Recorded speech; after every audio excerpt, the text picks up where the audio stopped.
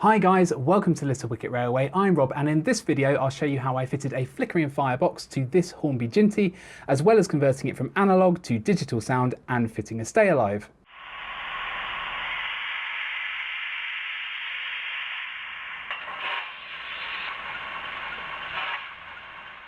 I wasn't sure whether this was deserving of its own video because I was just having a bit of a mess around for a learning experience, and to be honest, it's a bit of a bodged job.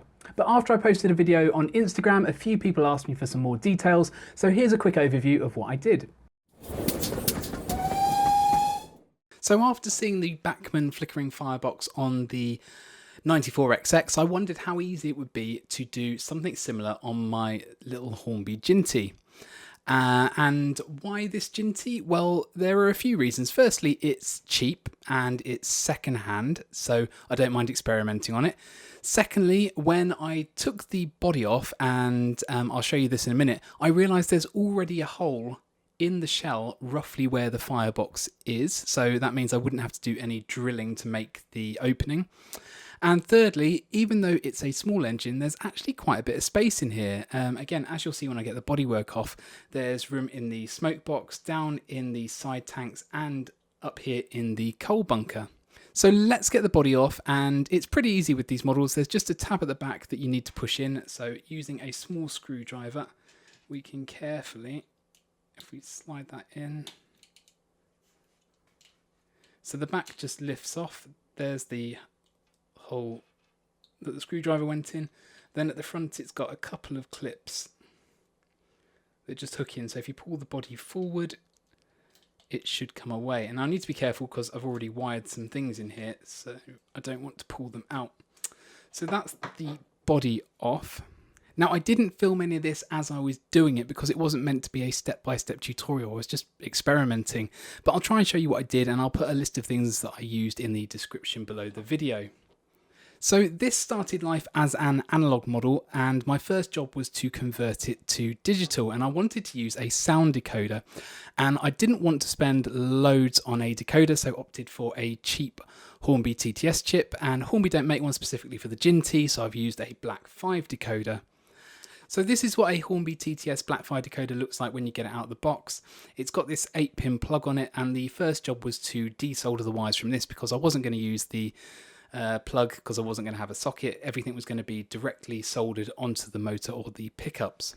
And so that involves soldering the black and the red wires directly to the pickups and the orange and grey wires to the motor. So you can probably just about see that on here, that the grey wire goes down here to the motor, and we've got the black wire over here on the pickup, and then on the other side we've got the red wire down here on the other pickup, and where the orange wire is over here going to the other side of the motor.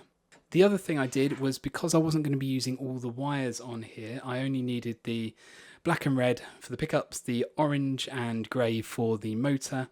I needed blue for my flickering firebox function, and I needed green for the flickering firebox function. So I didn't need yellow or white, so I desoldered those from the chip as well. You'll see on here I've actually got the yellow wire staying. Now that yellow wire should actually be the green wire, but it's a long boring story about why that is the wrong colour, but you'll need to pretend the yellow wire is the green wire for the purposes of this video. And then the other thing I needed to do was replace this speaker, because this speaker was far too large, and I replaced it with a long narrow type, which you can probably just about see stuck up in there in the smoke box. And that was just a job of desoldering this one and soldering on that one, and where possible I've tried to shorten the wires. So the speaker fits neatly up here in this smoke box area, and then the decoder, I've just wrapped a bit of Captain Tape around it and put it in one of the side tanks. If I was to do this again, I'd probably try and fit it into the coal bunker, just because I think that's a neater space to store it. It means running more cables under the cab area, but I think it would fit quite nicely, and it just would be a lot neater really. The other thing I wanted to do was fit a stay alive. So up in here in the coal bunker is a Lace DCC small stay alive, and I'll show you on the diagram where I've connected it onto the decoder, because the decoder doesn't come with wires coming out of it for this to be fitted. You have to solder it directly onto the chip. So using these two areas marked on the diagram. And that small stay alive will give you a couple of seconds of motion, sound and Firebox Flicker just to get you over any dirty patches of track. Now onto the flickering firebox. So one of the reasons I chose this model is because there is already a hole there roughly where the firebox should be, so I don't need to drill any holes. Then I found these 3mm LEDs on eBay that have a built-in flicker effect. Some decoders allow you to change a function so that it flickers. The Hornby decoder doesn't, it's a simple on-off function. So the flicker effect needs to be built into the LEDs. And if you did have flicker effect built into the decoder, that means you could use smaller LEDs, which would obviously be better. But to fit the flicker effect in the LEDs, they need to be bigger at 3mm, which isn't ideal because this is the area where space is quite limited on this model. I've got an orange one and a red one because I wanted two colours, and when I tried one LED on its own, the flicker wasn't quite what I wanted, and I found by putting two in series, by connecting them together, I actually got a more random flicker effect that actually looks better, and you get the dual colours as well. So I've put those in line with these two resistors, and I can't remember off the top of my head the resistor values, but I will put the value on the screen.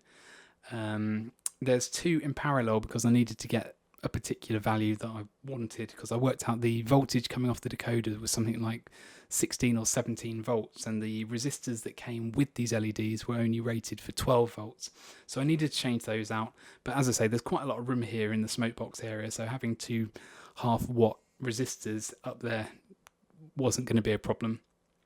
So I've connected the positive leg of the LEDs to the blue wire, which is the positive from the decoder, and the negative leg of the LEDs through the resistors to what would have been the green wire on the decoder. And that is an auxiliary function that you can activate using F18 on your controller. If you were to use the white or yellow wires, you'd find your lights only came on when you were going in a certain direction because these are directional, whereas the green wire is independent of direction and can be turned on and off using the function. To fit them in, I've had to mount them just further up than I would like and bend them facing downwards because space around this area is actually quite limited. But just to make sure that the flicker does come out the firebox, I put this little bit of reflective tape down here at the bottom to direct the light in the direction that I want it to go in, basically. The other thing to mention with these models is that there's quite a bit of light leakage through the bodywork because it's not the best model in the world.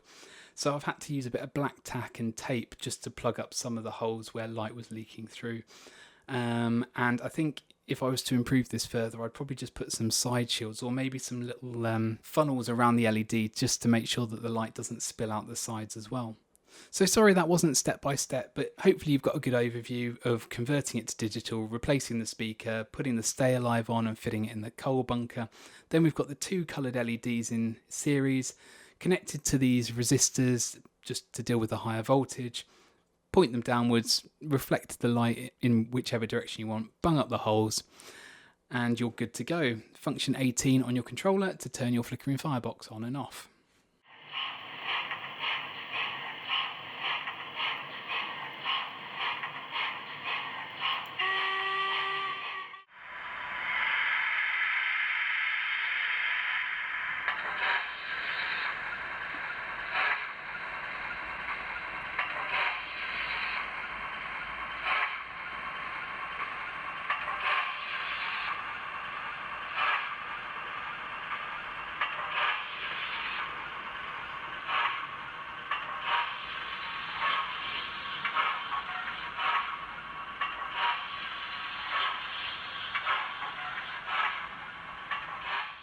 So there we go, not the most elegant solution and it could definitely be neater, but you get the idea and it looks okay.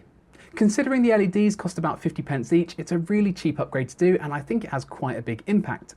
If you found this video useful, then please give it a like and subscribe to the channel. Don't forget to hit that notifications button so YouTube will let you know when videos come out in future.